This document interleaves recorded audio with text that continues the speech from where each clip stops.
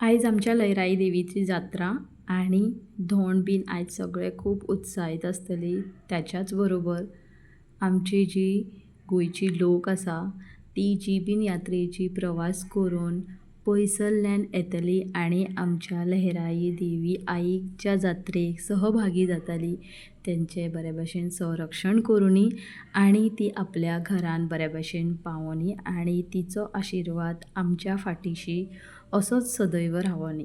सो आयज बारीकशें न्हू कलाकारी हांवें म्हाजें जें ओन आसा तें तुमच्या फुड्यान सादर केलें.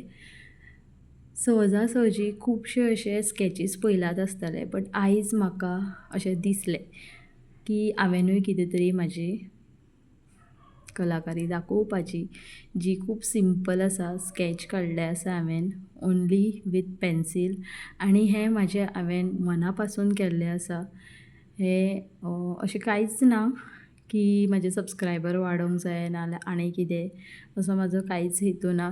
जस्ट हांव जायत्या फाटी न्हू लयराई देवी आईची सॉंग म्हणत रावता.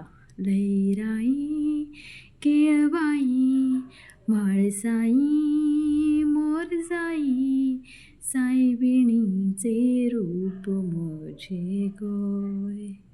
सो हेच सॉंग म्हणत म्हणत न्हू ही हांवें मेहनत म्हाजी तुमच्या फुड्यान सादर केली. तुमकां कशें दिसलें आनी हातून म्हाजी फूल 100% दिली हांवें. सो म्हाका कमेंट करून प्लीज सांगात.